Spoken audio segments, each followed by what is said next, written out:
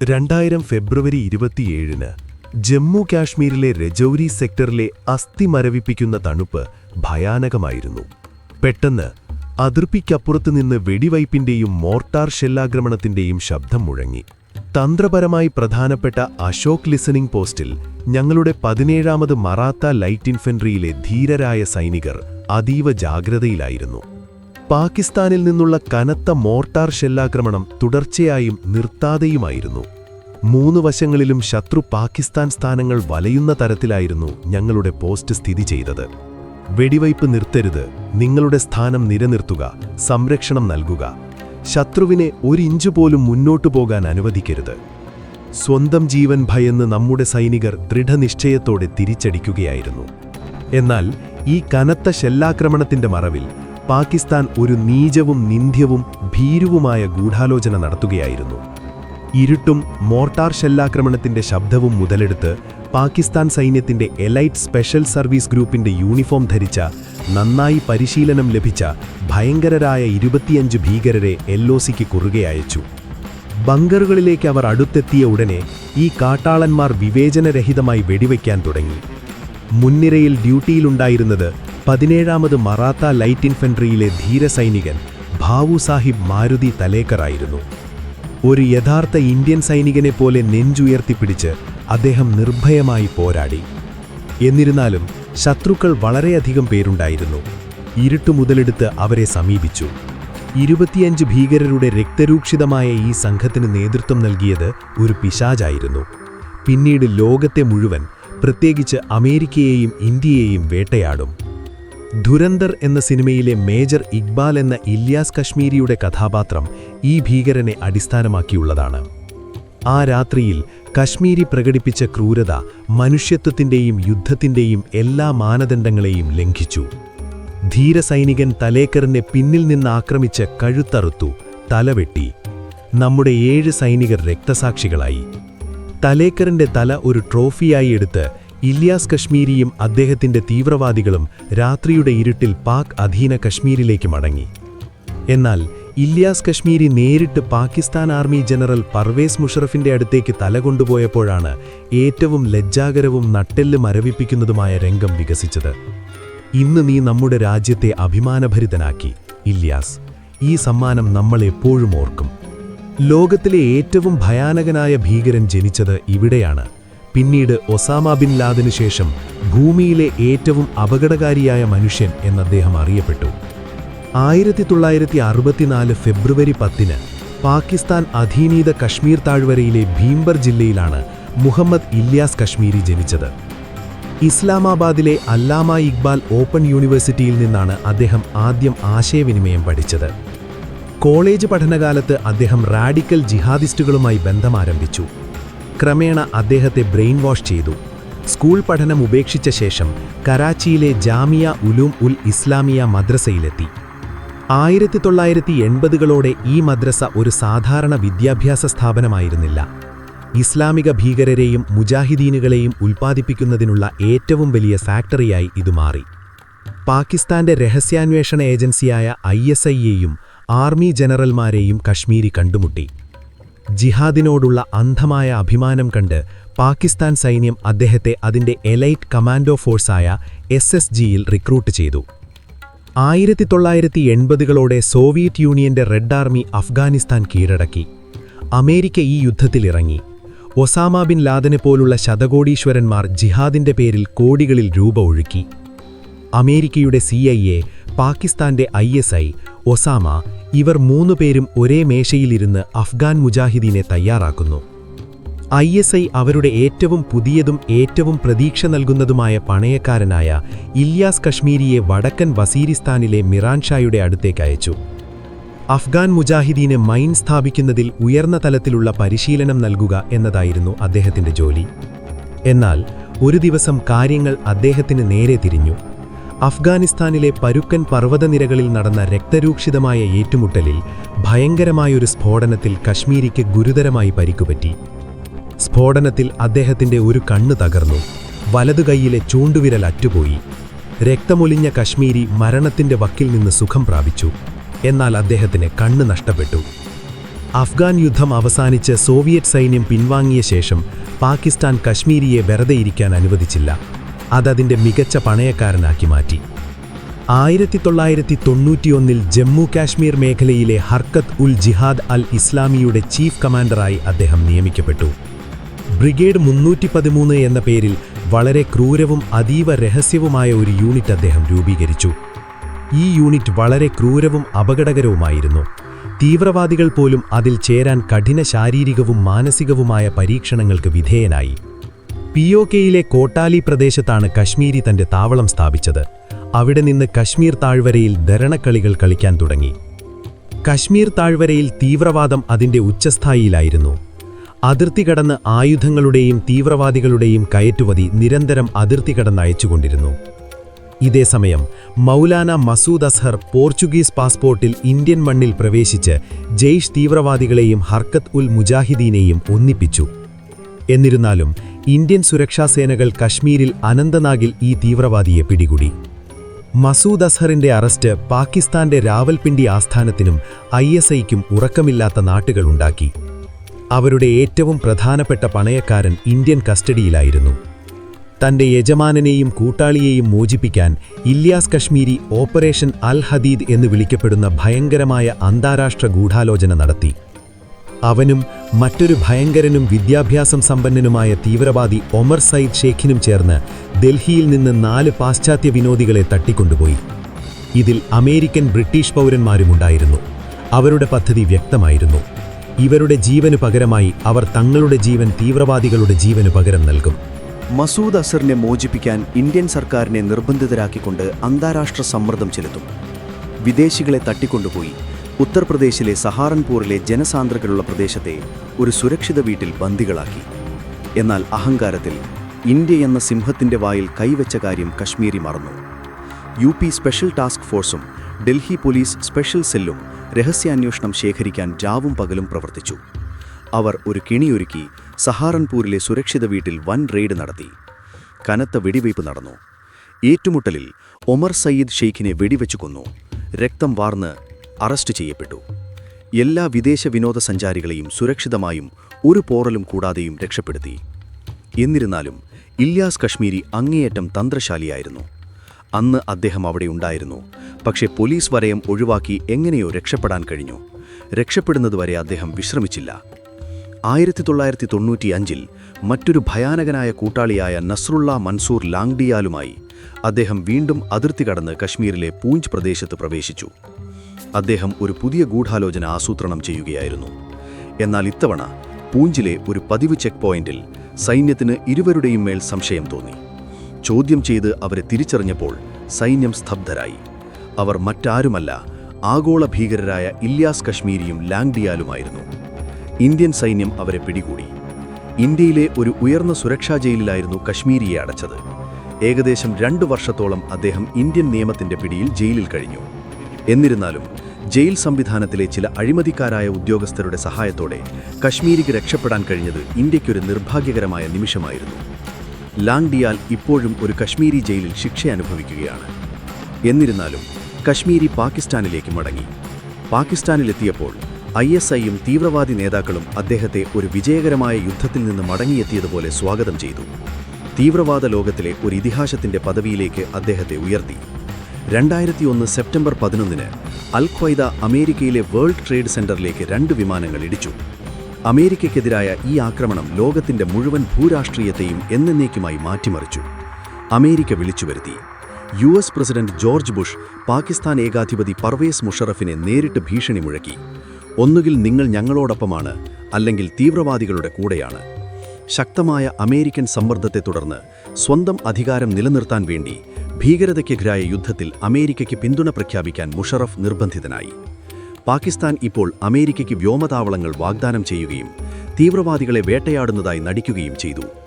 ഇന്ത്യയെയും അഫ്ഗാനിസ്ഥാനെയും കടിക്കാൻ പാകിസ്ഥാൻ വളർത്തിയ പാമ്പുകൾ ഇപ്പോൾ സ്വന്തം തൊണ്ടയിലെ മുള്ളായി മാറി. അമേരിക്കയുടെയും പാശ്ചാത്യ ലോകത്തിന്റെയും ദീർഘകാല ശത്രുവായ ഇല്യാസ് കശ്മീരി മുഷറഫിന്റെ തീരുമാനത്തിൽ രോഷാകുലനായി. പാകിസ്ഥാൻ സൈന്യം ജിഹാദിനെ വഞ്ചിച്ചുവെന്ന് അദ്ദേഹത്തിന് തോന്നി. 2002-ൽ തന്റെ സ്വതന്ത്ര പ്രവർത്തനങ്ങളും ഭയാനകമായ ബ്രിഗേഡ് 313 ഉപേക്ഷിച്ച് ജെയ്ഷ് ഇ മുഹമ്മദിൽ ചേരാൻ ISI കശ്മീരിയെ നിർബന്ധിച്ചപ്പോൾ അത് പൂർണ്ണമായും നിരസിച്ചു. വെറുമൊരു പാവയാകാൻ അദ്ദേഹം ആഗ്രഹിച്ചില്ല. ശത്രുത വളരെയധികം വർദ്ധിച്ചു.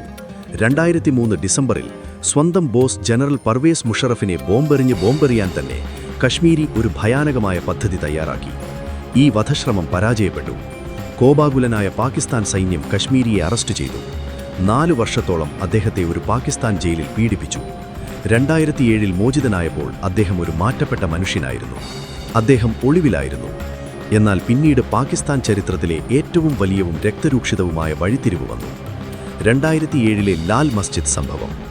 ഇസ്ലാമാബാദിലെ പാകിസ്ഥാൻ നാഷണൽ അസംബ്ലിയിൽ നിന്ന് 2 കിലോമീറ്റർ അകലെ സ്ഥിതി ചെയ്യുന്ന ലാൽ മസ്ജിദിനെ തീവ്രവാദികൾക്കും ഒരു അജേയമായ ശക്തികേന്ദ്രമാക്കി മാറ്റിയ ദ്വീരക്കറയായ അബ്ദുൽ അസീസും അബ്ദുൽ റഷീദ് ഗാസിയും. പള്ളിയുമായി ബന്ധപ്പെട്ട 2 പ്രധാന മദ്രസകളിൽ നിന്നുള്ള ആയിരക്കണക്കിന് ബ്രെയിൻ വാഷ് ചെയ്യപ്പെട്ട വിദ്യാർത്ഥികളുടെ ഒരു സൈന്യത്തെ വളർത്തിയെടുത്തു. 2007 ആയപ്പോഴേക്കും അവരുടെ അഹങ്കാരം വളരെയധികം വർദ്ധിച്ചു. അവർ പാകിസ്ഥാൻ ഭരണഘടനയെ അവഗണിച്ചു. പള്ളിക്കുള്ളിൽ സ്വന്തം ശരീയത്ത് കോടതി തുറന്നു. ശരീയത്ത് നിയമം നടപ്പിലാക്കണമെന്നാവശ്യപ്പെട്ട വിദ്യാർത്ഥികൾ ഇസ്ലാമാബാദിലുടനീളം ഒരു കലാപം അഴിച്ചുവിട്ടു. ചൈനീസ് മസാജ് പാർലറുകളിൽ നിന്ന് സ്ത്രീകളെയും ജീവനക്കാരെയും തട്ടിക്കൊണ്ടുപോയി. വീഡിയോ ഷോപ്പുകളും സ്റ്റെയർ കേസ് ഷോപ്പുകളും കത്തിച്ചു. ബുർഖ ധരിക്കാൻ വിസമ്മതിക്കുന്ന ഏതൊരു സ്ത്രീയുടെ മേലും ആസിഡ് ഒഴിക്കുമെന്ന് പരസ്യമായി പ്രഖ്യാപിച്ചു. പാകിസ്ഥാന്റെ ദീർഘകാല സുഹൃത്തായ ചൈന ഈ സംഭവത്തിൽ രോഷാകുലരായി. പാകിസ്ഥാനിലെ പൗരന്മാരെ ഉടൻ മോചിപ്പിക്കാൻ ചൈനീസ് പ്രസിഡന്റ് തീവ്രമായ നയതന്ത്ര സമ്മർദ്ദം ചെലുത്തി. സ്വന്തം തലസ്ഥാനത്തെ സ്വന്തം പള്ളിക്കെതിരെ ഓപ്പറേഷൻ സൈലൻസ് നടത്താൻ പാകിസ്ഥാൻ സൈന്യം നിർബന്ധിതരായി. 2007 ജൂലൈ 4 സൈന്യം പള്ളി വളയുന്നു. ജൂലൈ 10 SSG കമാൻഡോകൾ പള്ളിയിലേക്ക് ഇരച്ചുകയറി. ബുർഖ ധരിച്ച സ്ത്രീകളുടെ മറവിൽ ഓടിപ്പോകുന്നതിനിടയിൽ അബ്ദുൽ അസീസ് പിടികൂടി. അദ്ദേഹത്തിന്റെ മറ്റൊരു സഹോദരൻ അബ്ദുൽ റഷീദ് ഗാസി പള്ളിക്കുള്ളിൽ സൈനിക വെടിയുണ്ടകളിൽ കൊല്ലപ്പെട്ടു. ഈ ഭയാനകമായ സൈനിക നടപടിയിൽ 100-ലധികം പേർ കൊല്ലപ്പെട്ടു. ഈ സംഭവം ഇല്യാസ് കശ്മീരിയുടെ ഉള്ളിൽ ഉറങ്ങിക്കിടന്ന പിശാചിനെ ഉണർത്തി. ISI ഒരിക്കലും പ്രതീക്ഷിക്കാത്ത ഒരു നടപടിയാണ് അദ്ദേഹം എടുത്തത്. അദ്ദേഹം പാകിസ്ഥാൻ സ്ഥാപനത്തിനെതിരെ പരസ്യമായി ജിഹാദ് പ്രഖ്യാപിച്ചു. ഇല്യാസ് കശ്മീരി ഇനി ISIയുടെ കരുവലായിരുന്നില്ല. അദ്ദേഹം ഒസാമ ബിൻ ലാദനുമായി ബന്ധപ്പെട്ടിരുന്നു. അൽ-ഖ്വയ്ദയുടെ ഗ്ലോബൽ കമാൻഡറായി. അൽ-ഖ്വയ്ദയിൽ ചേർന്നതിനു ശേഷം ഇല്യാസ് കശ്മീരിയുടെ ശക്തി ഗണ്യമായി വർദ്ധിച്ചു.